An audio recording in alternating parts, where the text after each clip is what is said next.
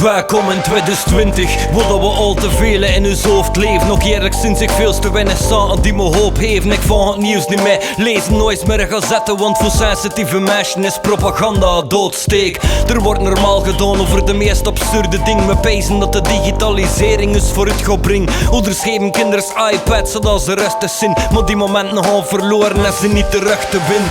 Ze maken zestal apps voor baby's, serieus. En toen verwonderd zijn als op sociale vlak niet mee zijn. Een scherm voor hun neuzen voor dat ze ooit de wereld dat gezien en gaat. Dus het echte leven interesseert de mensen niet.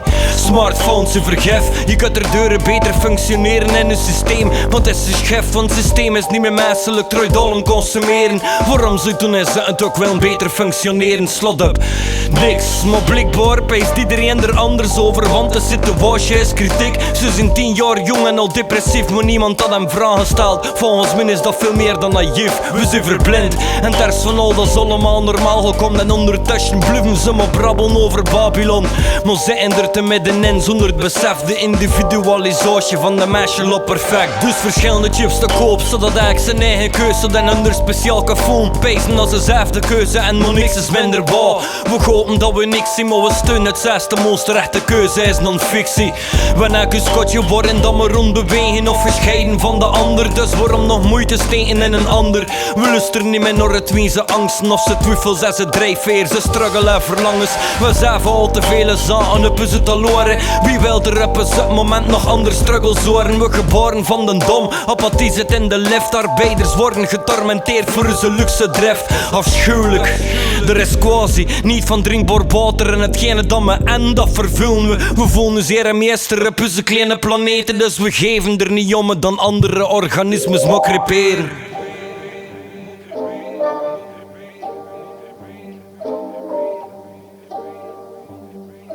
We geven er niet om dan andere organismes mag creperen. Maar snappen niet dat alles in verbinding staat. Ik zie alleen een rechtsgedrag en horen juist de linkse praat. Maar niemand had de gulden middenweg ziet als een optie. En de rest te weinig empathie vooraan, want dat verkoopt niet. De jeugd verdwijnt in games omdat het echte leven zo afschrikt. Niemand er stappen zetten op de route gele blok zit. Dat is logisch, we slijten een overdosis aan fatale angsten. Ejecteert door groepen like de NVA en Vlaams Belang. En stop niet, omdat dat dus economie niet aanbelangt. Geen zoon of dochter met die nog getrotsen op zijn vaderland.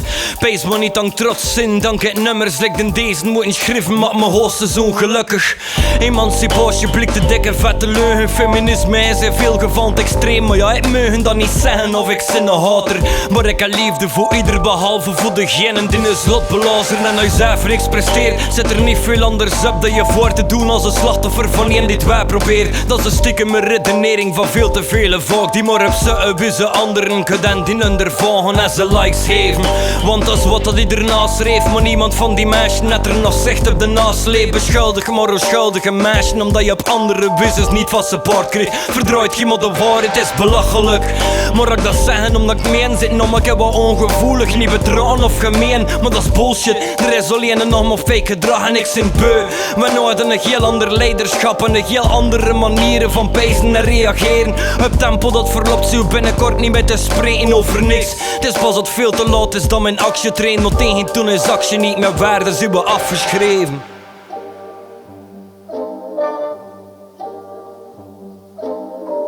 Het is pas dat veel te laat is dan mijn actie train.